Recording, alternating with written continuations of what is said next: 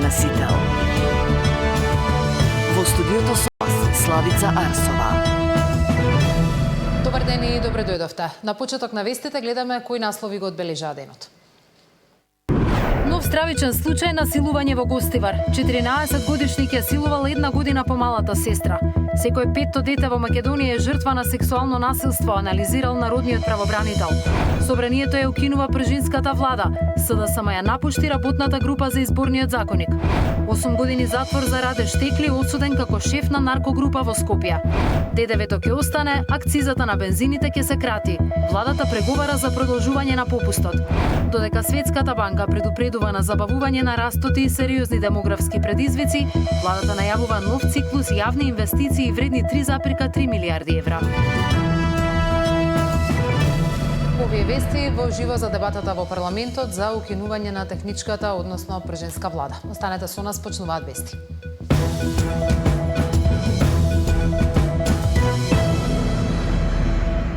Нов тежок и вознемирувачки случај во Гостивар. Основното јавно обвинителство бара поведување подготвителна постапка, но и мерка притвор за 14 годишник осомничен за силување на својата 13 годишна сестра.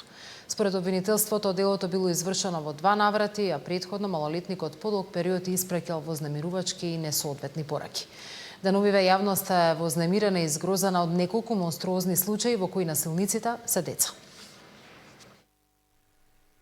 Родосквернавање во Гостивар. 15 годишник ја силувал помалата сестра и заврши во 30-дневен притвор во Шутка. Теророт врз девојчето траело подолг период, а братот, користејќи го отсуството на родителите, ја принудувал на сексуални односи родената сестра. Исто така со месеци и праќали пораки со непристојна и експлицитна содржина. Полициски инспектори вчера го лишиле од слобода малолетникот во присуство на социјален работник. Во службен разговор во присуство на представници од Меѓуопштински центар за социјални работи Гостивар, малолетничката појаснила дека вознемирувањето започнало пред околу 1 година, преку пораки со непристојна содржина, а потосна продолжило со физички допир и обид за присилување на сексуални односи. Според исказот, пред 3 месеци малолетникот со употреба на физичка сила извршил полово действие врз неа. По голготата низ кој е поминало девојчето, тоа е предадено на грижа на Центарот за социјални работи Гостивар за понатамошна заштита и постапување. За овој монструозен случај барањето на мерка притвор според обвинителството е согласно законските основи, но и потребата од заштита на жртвата. Сања Димитровска, Сител телевизија. Секој петто дете во Македонија е жртва на сексуално насилство, покажува најновата анализа на народниот правобранител. Во последните 6 години се евидентирани 604 случаи на сексуална злоупотреба на деца, најчесто на возраст од 11 до 15 години, а институциите според омбудсманот и натаму потврлаат во заштитата.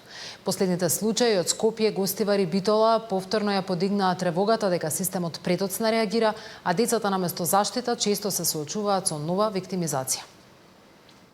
Секое петто дете во Македонија е жртва на сексуално насилство. Оваа загрижувачка статистика е дел од најновата анализа на народниот правобранител, која открива дека во изминатите 6 години се евидентирани дури 604 случаи на сексуална злоупотреба на деца.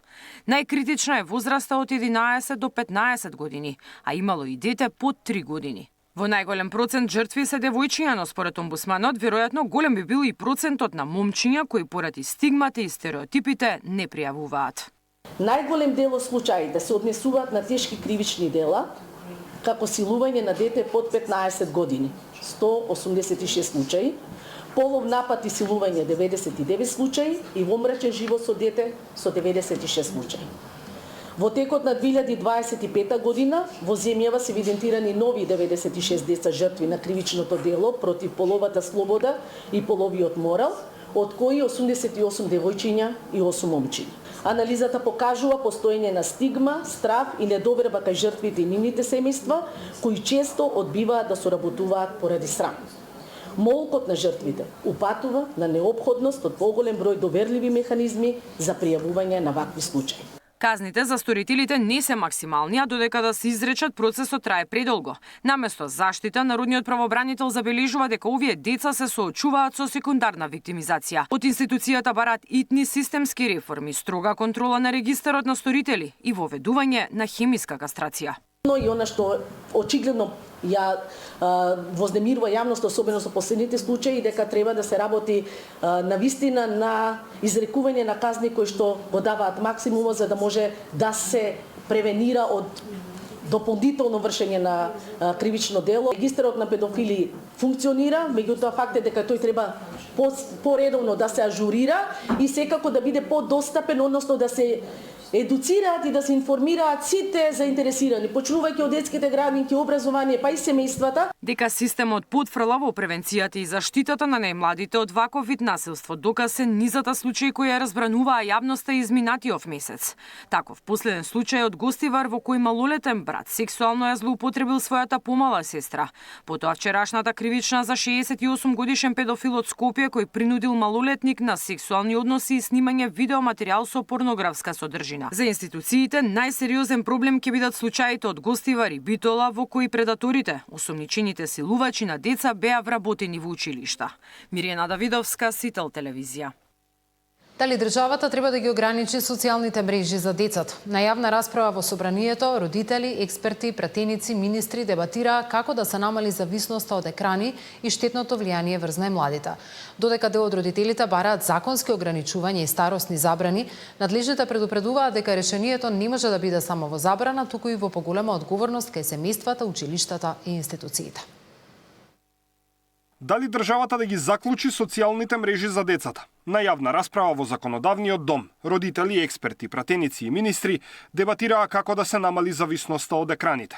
Давањето мобилни телефони уште од најрана возраст за децата мирно да јадат е всушност најголемата грешка која ја прават родителите. Адолесцентниот психијатар Камелија Симеонова вели, модерното општество и технологијата доведуваат до тоа сите психијатриски расстройства да почнуваат се порано и порано. Детското мозъче се развива до 5 година и дека ние од најрана возраст ги изложуваме децата да јадат со таблет, да јадат со телефон, да имаат секакви активности со телефон и ние им предизвикуваме зависност. Многу е интелигентно да се фокусираме во раниот развоен период, бидејќи ако ние ги направиме децата да бидат адиктивни, очекувано дека адолесценцијата како најголема бура, како најголема криза, нема да биде плоден период да поспоставиме правила и граници. Јавната расправа доаѓа на иницијатива на околу 3000 родители кои бараат забрана за користење на социјалните мрежи. Воведување на старосни ограничувања, тоа за лица под 13 години со целосна забрана за пристап до профили, лица од 13 до 15 години да користат само со родителска согласност, а лица над 16 години слободно да може да самостојно да ги користат социјалните мрежи. Големите технолошки компании и нивните алгоритми се направени да стимулираат се поголема и поголема активност и вклученост на корисниците. Затоа родителите сметаат дека државата не може да влијае на алгоритмите на големите платформи, но може да го ограничи нивното користење. Не станува збор за право на избор, кој во комуникацијата, туку станува збор за спречување на штетна појава. Како што не можеме, како што забрануваме пушење и при тоа правиме едукација за штетата од пушењето, така и треба да го третираме овој проблем, бидејќи се работи за физиолошка зависност која што допаминот ја создава и која што се експлоатира. Министерот Андоновски предложи целосна забрана за употреба на мобилните на наставата на целата територија на државата со оглед на тоа што одредени училишта веќе имаат такви забрани, но и воведување на видеонадзор за поголема безбедност. Но на тема забрана на социјални мрежи, тој е против. Забраната на цели апликации сметам дека треба да биде наша последна опција. Појаснувајќи го својот став, Андоновски вели дека можностите на државата да влијае врз големите платформи со околу 2 милиони потенцијални корисници се многу мали, но вели и дека државата не може да контролира се. Детенце на година и пол, додека јаде во сопственото столче, не треба државата му диктира на родителот дека не треба да му дава мобилен телефон да гледа некакви си содржини на некаква си платформа. Не го исклучуваме просторот дека ние можеме да влеземе во целосна забрана, но што правиме ако родителите тогаш дозволат? Ќе влегуваме во секој дом, ќе гледаме во секој мобилен телефон кој го користи мобилниот телефон во домот на родителите. Да не се претвориме во големото око кое што се треба да гледа и се треба да следи. Мета и незините платформи Facebook и Instagram имаат воспоставено забрани за креирање профили од страна на деца помали од 13 години. Но тоа во пракса ретко кога ги спречува децата да ги користат овие мрежи, бидејќи единствено нешто што е потребно е лажен датум на раѓање. Но кај кинеската TikTok, која е и најпопуларна кај младите, иако формално ја има истата забрана, лажирањето за возраста е уште полесно. Дополнително, нивните алгоритми се уште поагресивни во привлекувањето на вниманието кај младите. Даниел Василев, Сител телевизија. Собранието ја укинува пржинската влада. СДСМ ја напушти работната група за изборниот законник. 8 години затвор за Раде Штекли, осуден како шеф на наркогрупа во Скопје.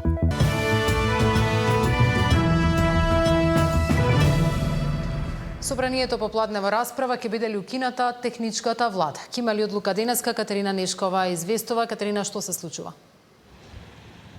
Така, иако измените се случуваат во собраниската зграда, всушност тие најмногу ќе се однесуваат на зградата позади мене, имајќи предвид дека се работи за измени со кои што се укинува техничката влада или она привремена влада пред 100 дена пред избори, не за наредните, меѓутоа за вторите поред наредни парламентарни избори. Тоа е предлогот на владеачкото мнозинство, но иако седницата беше закажана за 13 часот, вистинската расправа започна предмалку пред 10 минути, имајќи предвид дека опозицијската СДСМ и опозицијската ДУИ се противат на ваквиот избор на мнозинството и се обидоа преку најразлични предлози да ја одложат расправата и да го одложат гласањето со кој што конечно ќе се укине техничката влада. Амандманската расправа по овие измени е завршена, останува само оваа главна расправа и токму на седницата ДУИ предложи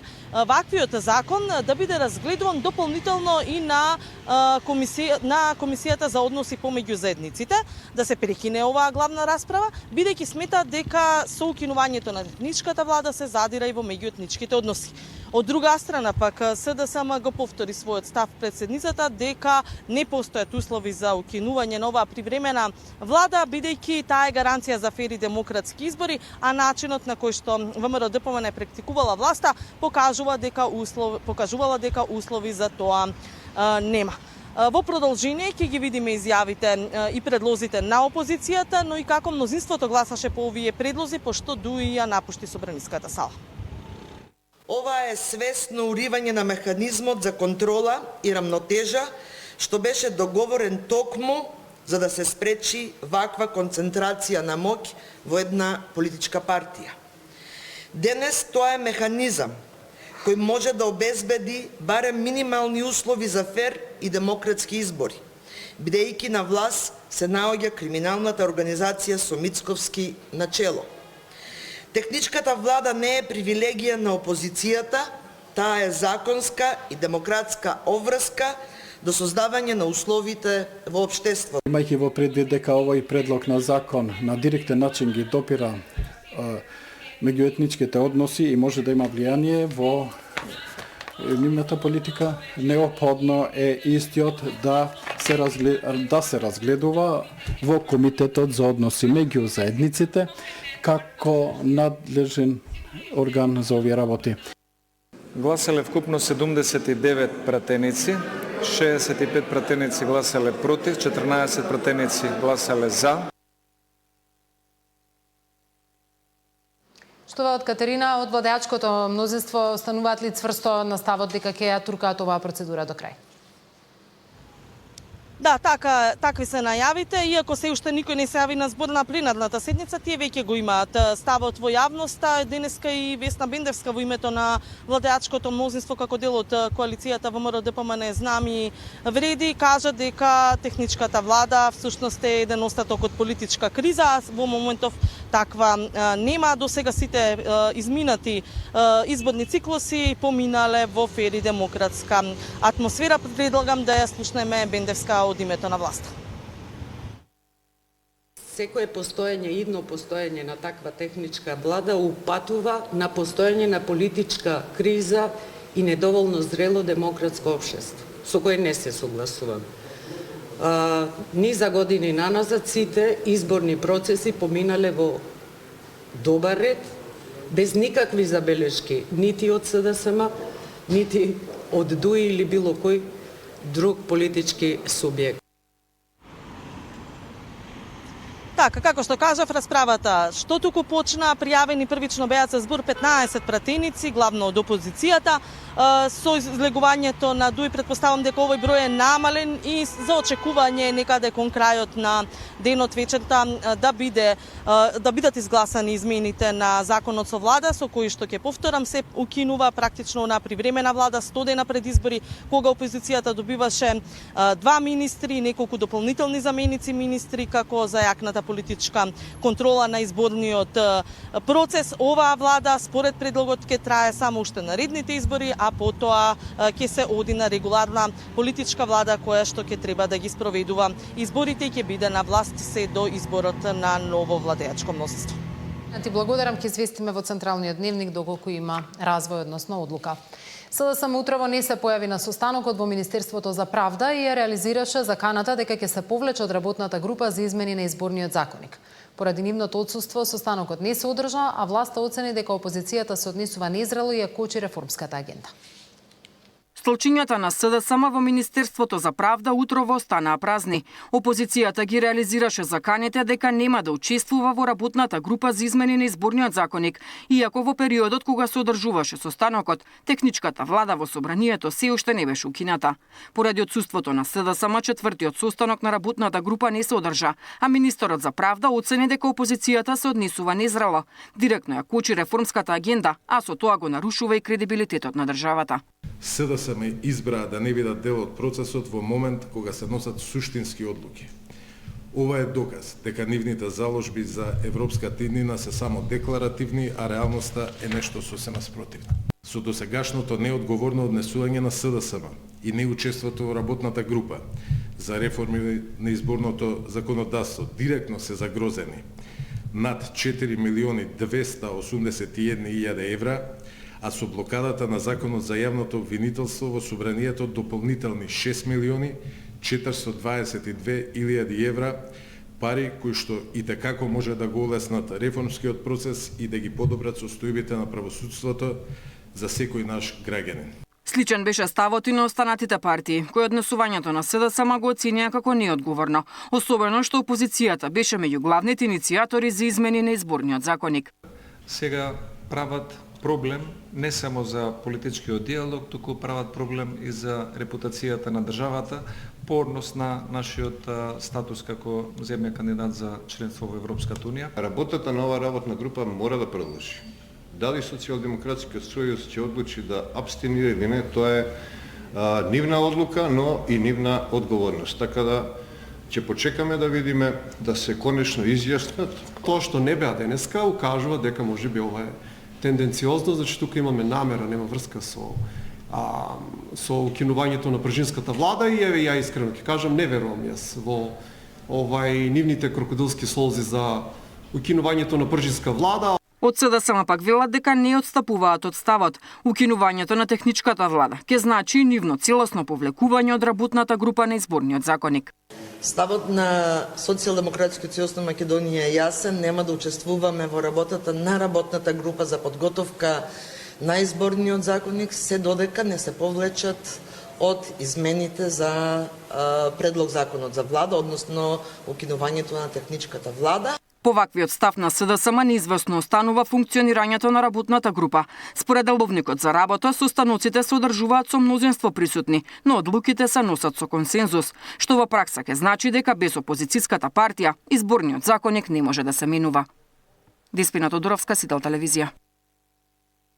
8 години затвор за Раде Штекли, осуден како шеф на наркогрупа во Скопје. ДДВ-то ќе остане, акцизата на бензините ќе се крати. Владата преговара за продолжување на попустот.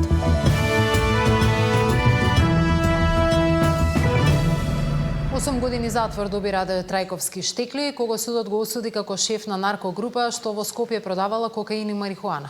Неговите соработници добија затворски казни од 3 години и 10 месеци до 5 години. Судот оцени дека станува збор за сериозно кривично дело со тешки последици, а барањата на одбраната за поблаги мерки беа одбиени.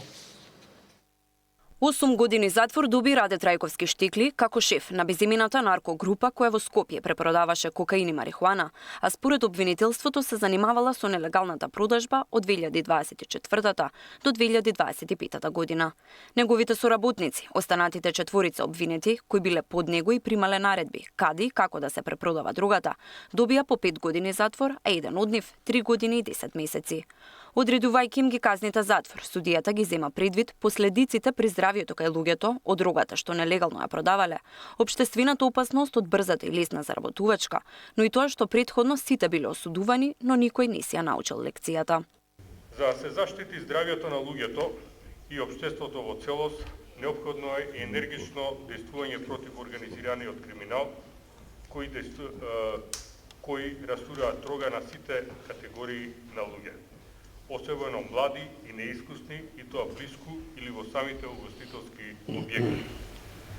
Кривичните дела поврзани со продажба на дрога имаат алармантен одзив и секако мора да се има сериозен пристап за нивно откривање, превенирање и судска завршница со правосудни пресуди.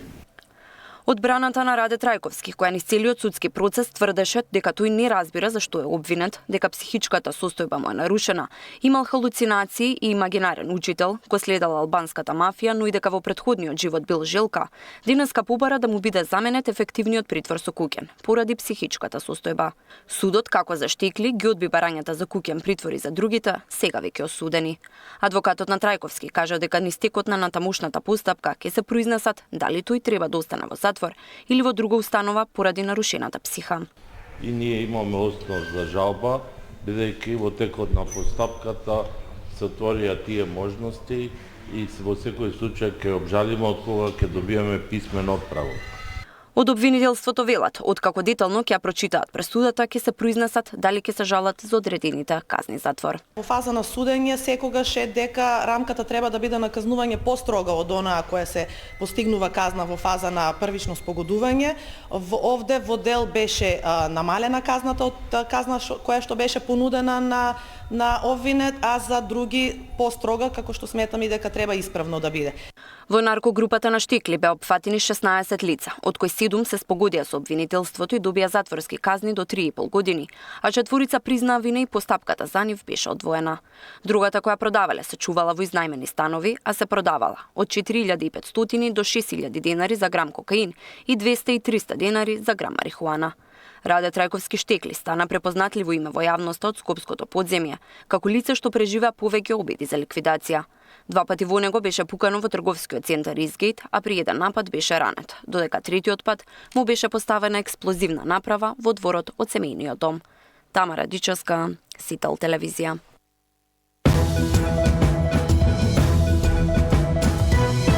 ИПАРД повторно во функција. За блокадите и парите на ЕУ. Има ли доволно средства на располагање? Што откри истрагата за злоупотребите во Агенцијата за финансиска поддршка на земјоделието? Тема на денот со директорката Даниела Иротова Лазарева.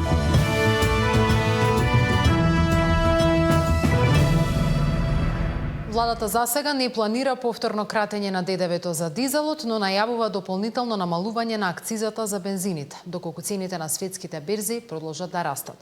Премиерот Мицковски вели дека се преговара за продолжување на попустот за бензинските станици со цел да нема нагло поскапување и да се заштити стандардот на граѓаните. Владата засега не размислува повторно да го спушти ДДВ-то на дизелот. Намалените акцизи на горивата остануваат во сила, но има можност за дополнително кратење кај бензините од 2 на 4 денари. Треба да се види сега во втората половина од април која е просечната цена и на безоловниот и на дизелот, и на тој начин ќе се носи одлука на влада во делот на акцизите.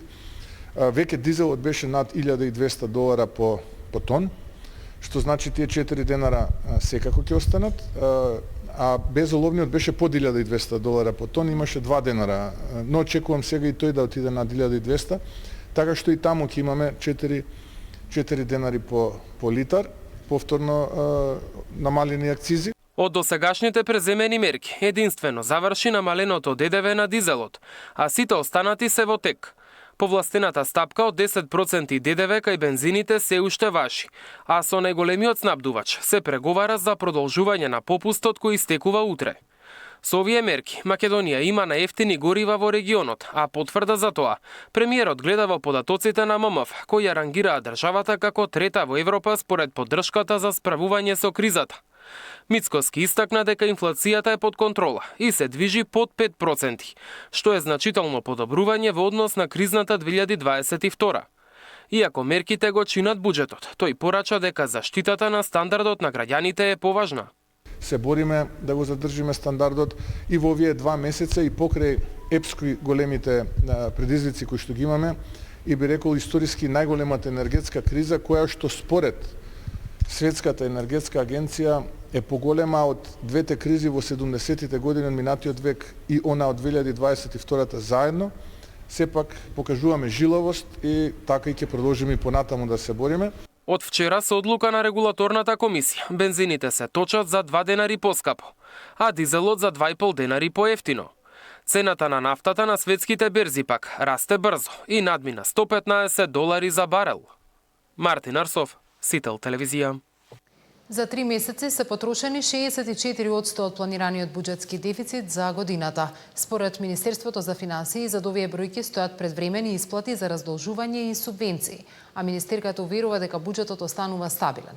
Во меѓувреме, Светската банка предупредува на забавување на растот и сериозни демографски предизвици, а владата најавува нов циклус јавни инвестиции вредни 3,3 милиарди евра. Потрошени 64% од планираниот буџетски дефицит за цела година. Според објавените податоци на Министерството за финансии, за 3 месеци министрите потрошиле над 400 милиони евра, од вкупно 640 милиони до крајот на годината. Бројките, според министерката Кочовска, се должат на предвременото плаќање камати за раздолжување, како и исплатата на субвенции во земјоделството. Тоа се одлуки на министрите кои што сметаат дека во првиот квартал треба да ги исплатат обврските, нема да ги исплатат во вториот или во третиот, ќе ги исплатат во првиот. Тоа се планирани расходи кои што тие одлучуваат како ќе ги исплатат. Но тоа не значи дека до крајот на годината тие ќе добиваат дополнителни пари на расходна страна, затоа што нивните обврски ги сервисирале во првиот дел од годината. 7,9 милиарди денари имаме поголеми каматни трошоци во однос на минатата година. Тоа се речиси 130 милиони евра. 130 милиони евра заради тоа што ја вративме дел од обврзницата. Кочовска уверува дека буџетот е во добра кондиција. Има зголемена реализација на капитални расходи, како и поголеми приходи кај данокот на добивка и ДДВ-то. За податоците кои ги објави Светска банка, каде растот на земјава се очекува да забави и да достигне 2,9%, но и дека се неопходни реформи на пазарот на труд, затоа што нацијата старае и за 10 години секој 5ти граѓанин ќе биде над 65 години, додека младите заминуваат во странство. Министерката со став. Напротив, јас сега колку што се сеќавам во изминатиот период во владата, председателот имаше средби со наши иселеници кои што се враќаат. И на запад веќе состојбите не се такви какви што беа. Гледате какви се случувањата. Се очекува, значи тоа се некои проекции кои што ги имаат меѓународните финансиски институции во следните 10 до 15 години големи европски земји, околу 10 кои ќе банкротираат. Инаку во Министерството денеска се одржа првиот состанок на Комитетот за јавни инвестиции, кој во следните 5 години ќе одлучува кои проекти вредни 3,3 милиарди евра ќе треба да се реализираат. Наташа Мерсовска, Сител телевизија. Поголема заштита на податоците на граѓаните и компаниите треба да донесе новиот закон за сајбер безбедност. Иако е веќе во сила, за целосна примена се чекаат уште подзаконски акти, а од оваа недела почнува со работа и владиниот центар за одговор на сајбер инциденти. Власта очекува и приватниот сектор, особено банките, телекомуникацијските и енергетските компании да станат клучен партнер во системот за дигитална заштита. Поголема заштита од злоупотреба на податоците на граѓаните и фирмите ќе донесе новиот закон за сајбер безбедност. Иако стапи на сила од почетокот на годината, владата треба да имплементира уште неколку подзаконски акти за да биде функционален. Од оваа недела почнува со работа владиниот центар за одговор на сајбер инциденти, пошто останува приватниот сектор, односно банките, телекомуникацијските, енергетските компании, како и нивните добавувачи да ги исполнат обврските. При помали, средни или големи сајбер инциденти, тие имаат задача за пријавување.